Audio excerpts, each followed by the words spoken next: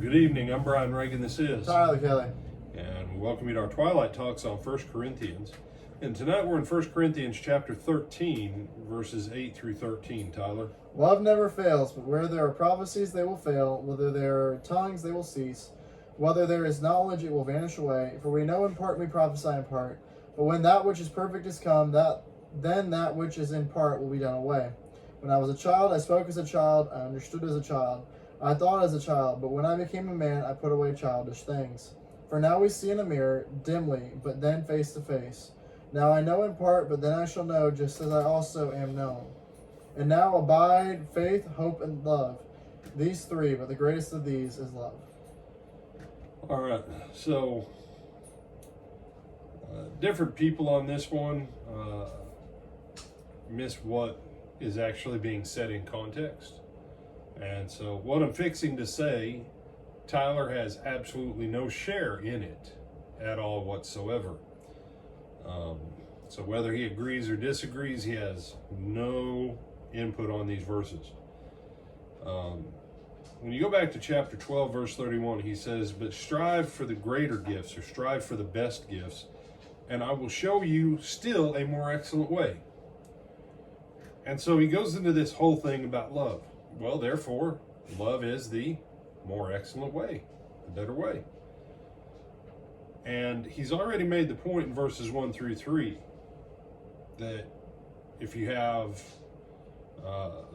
every kind of spiritual gift, if you have faith, that you can remove mountains literally. He's not saying remove mountains metaphorically. No, he's talking literally here. If he says, if I give up everything I own or even my body to be burned, I can make great sacrifices, yet if it's without love, and that's the issue. He's talking about your faith, your works, your gifts without love, and how love should be utilized with them. So when he says in verse 8, love never ends. As for prophecies, which prophecies? Prophecies that are not with love. They're going to end. As for tongues. No, he's not talking about tongues with blood, Brian.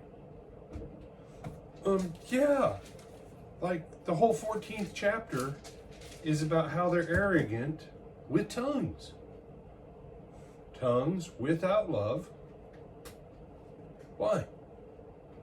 Because in the infancy of the church, God allowed them these spiritual gifts and these capabilities without the maturity of love.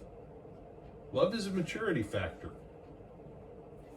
All right? You don't wake up one day all of a sudden as a Christian and go, been Christian for 3.5 years. I'm now perfected in love. No. Okay? And so that's the issue. And that's his point when he says, when I was a child, I spoke as a child. How you do things as a child. What I'll accept and tolerate from a 4-year-old is very different than what I will accept and tolerate from a 40-year-old or a 24-year-old. Although there's not a lot of difference between 4 and 24. Okay? Other than they can dress themselves and use the facilities and feed themselves. That's the main difference between a 24-year-old and a 4-year-old. Other than that, I think that's about it. Okay? Tyler can nod his head now because he's 25, right? But last year, 4-year-old Tyler, man, some days hard to distinguish. And you're going, that's not very loving. Oh, wait, that's the point. That's the point. When that which is perfect. Perfect what? Being made perfect in love. In the context, that's what he's talking about. Being made perfect in love. The Corinthians are immature. He says back at the beginning of the letter, what? I want to talk to you about spiritual things, but I can't because you're too stinking worldly. That's what he means when he says you're carnal. Someone, they're fleshly. No, fleshly doesn't even come close to it. You are so stinking worldly in everything about you. You're like a 4-year-old. Me, me, me, me, me, me, me. Time to mature. Time to mature. And what's the maturing factor? The maturing factor is love. Hence the things he's going to talk about in chapter 14.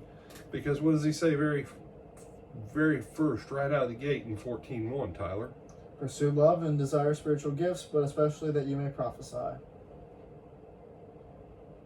So the key factor, the more excellent way at the end of chapter 12 is the whole treatise of chapter 13.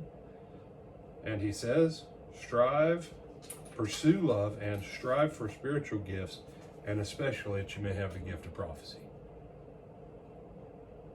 Now, if what many people teach on this was what the context taught, he's wasting his time to tell them to desire to prophesy, unless it's to prophesy with the maturity of love. And that's why they need to pursue love and to desire the gift of prophecy. Because without the love, God's going to cut off the other from them. And do you have any thoughts on this one, or are you content? I'm content with it. All right, with that, we bid you a good evening this Friday. Lord willing, we'll see you back on Sunday morning. At what time, Tyler?